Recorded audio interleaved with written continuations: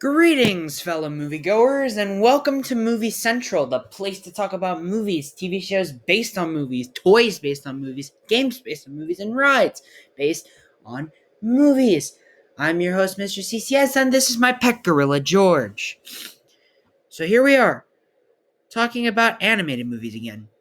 It's weird that I just talked about some of the most beloved DC films ever, but now I want to talk about the best adaptations they have ever made. But first, some context.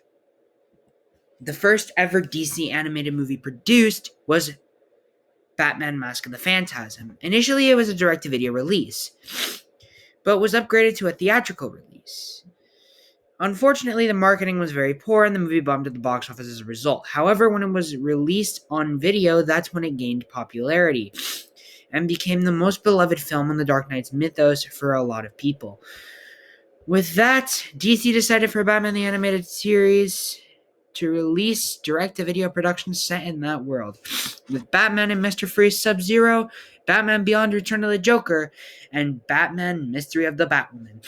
Aside from that, a few Justice League episodes were released as a movie, and World's Finest, the Batman-Superman crossover, was released as a movie as well.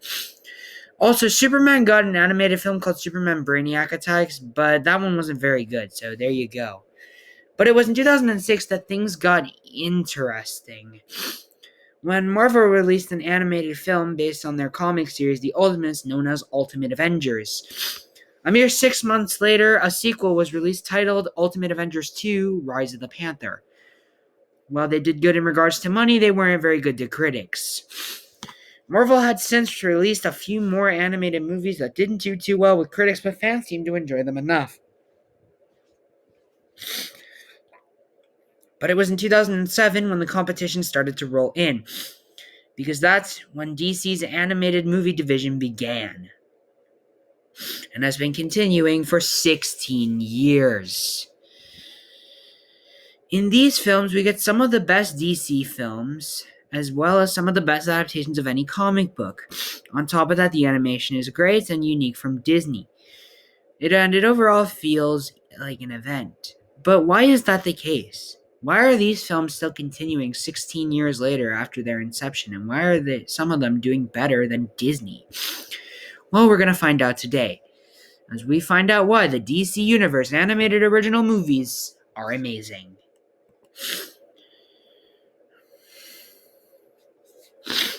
Now, I've always criticized a lot of the live-action movies for not really understanding the characters. The animated productions always got the characters right, particularly Bruce Timm, Alan Burnett, and Paul Dini. Here we have some of the most accurate when it comes to adaptations. Batman has the right amount of darkness based on the era, early, middle, and Dark Knight Returns even. Superman's optimism, Lex Luthor's cynicism, and many others are pure examples on how these films understand who these characters are and what they do in their source material. It's kind of weird that the large Hollywood productions don't get the characters too much, but the cheaper animated productions do. That is kind of sad and pathetic, and really shows how much production companies really don't care.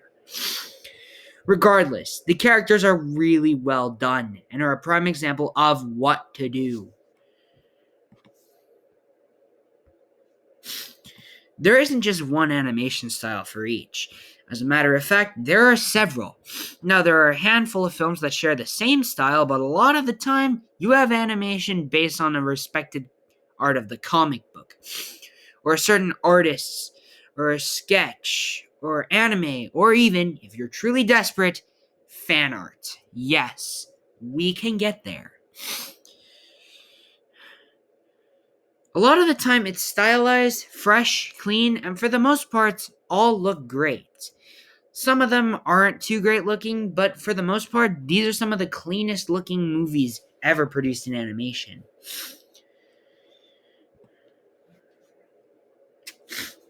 Again, there are some that break this rule, but for the most part, they didn't need an interconnected universe to be successful. Movies like Superman, Batman, Public Enemies were part of a broader world, but we didn't need to see it because we know who the characters are and how they interact with heroes and villains. That film is one of my favorites in this collection, not just because of that reason, but also because of how fun it is to watch. I'll get to my personal recommendations later, though. Anyways, as I said, there are some that are interconnected, but they are, at least, just a sequel and that's it. Some are vaguely connected, like Justice League Crisis on Two Earths and Justice League Doom, but there aren't too many threads connecting those besides similar animation styles. You can also argue that you can make your own franchise as a select of these few of these films to get a definitive DC cinematic experience, but that's probably just me. I might do that eventually, but in any case, this is what mine looks like right now if you're curious. You hear it time and time and again. Some comic book movies aren't faithful to their source materials. However, in the case of the DC animated, a lot of them are. The Dark Knight Returns, Under the Red Hood, Public Enemies, and many others do a great job of bringing their classic comic book adaptation current versions to life. Some pay respect to their source material, like Justice League Doom and such. The only one I'd say that flat out sucks is The Killing Joke for some really frustrating reasons that I don't feel like getting into. So I'll leave that to some fellow creators who are willing to discuss such an awful topic. Whatever the case may be, most of the times these films are respectful to their source material and or bring it to life in the best way possible.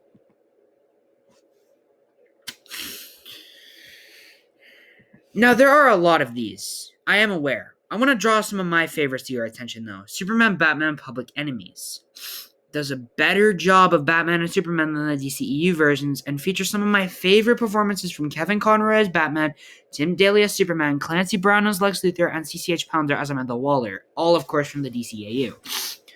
Another recommendation I have is Justice League Crisis on Two Earths, mainly for the concept as well as an incredible storyline.